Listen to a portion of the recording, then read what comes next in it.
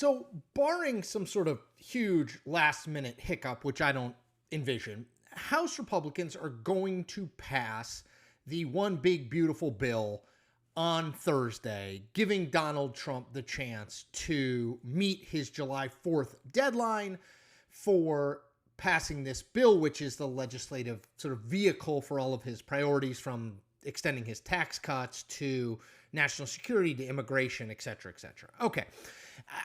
That's going to happen. If you read and watch me, you knew that was going to happen. It was always going to happen.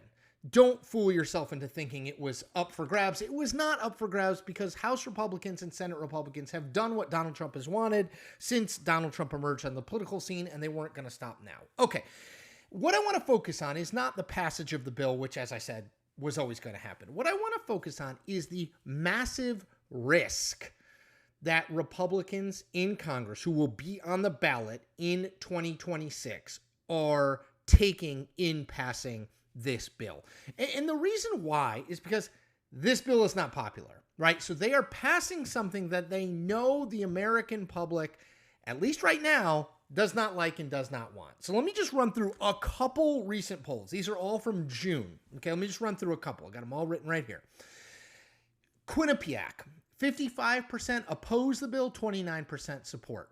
Fox News, 59% oppose the bill, 38% support. Kaiser Family Foundation, 64% opposed the bill, 35% support.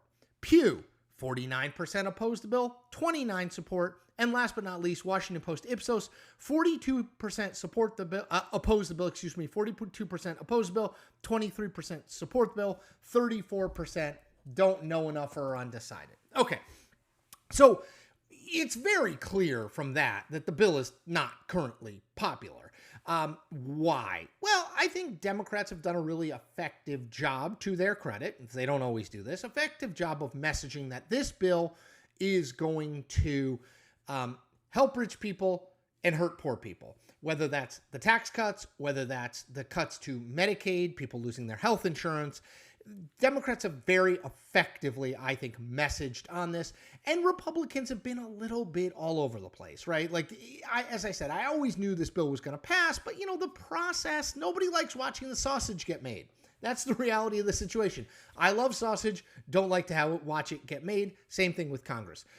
People, whether they like or dislike this bill, no one really wants to see the intricacies of how this fight plays out. And that's what's been on display for the last month, at least for Republicans. So this is a gigantic political risk. Now, it's one they know that they're taking. And I think the calculation here goes something like this. The American public knows that Republicans control the White House, the House, and the Senate. Okay, and therefore they expect something to be done. They don't expect Republicans to do nothing with total control in Washington. And if the one big beautiful bill went down, there's no other big anything to replace it. Republicans are not going to do much of anything else in a major way, legislatively speaking, between now and the 2026 election. Unless there's some sort of crisis they have to respond to, a hurricane, whatever.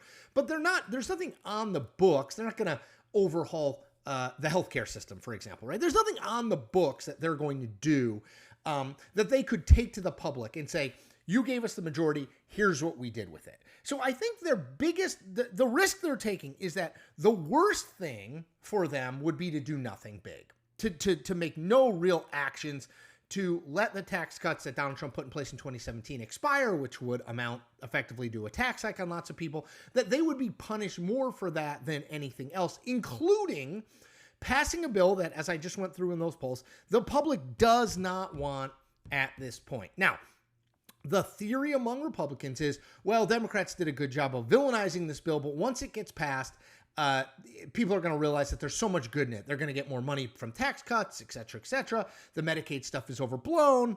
And maybe that will be the case, but I will tell you that every majority party that passes a piece of legislation that is not currently popular says the exact same thing. Well, we haven't done a good job on messaging and we need to figure that out. And once people realize what's in the bill, they're going to love it. That doesn't happen all the time. The best case scenario for Republicans is that this bill winds up being like the Affordable Care Act was over time, when Obamacare, the overhaul of healthcare, passed, it was not particularly popular.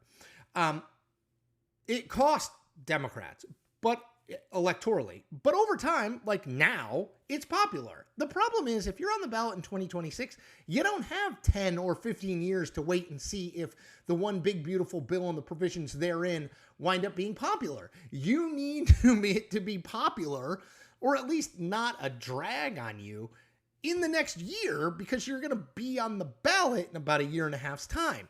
So that, to me, is the issue. It's like you're taking a huge risk. You're basically saying doing nothing or doing nothing big we would definitely lose if that happened. So we're going to do something big, which isn't popular, under the gamble that we can make it more popular or at least less unpopular before the election. Again, to me, huge gamble to do that.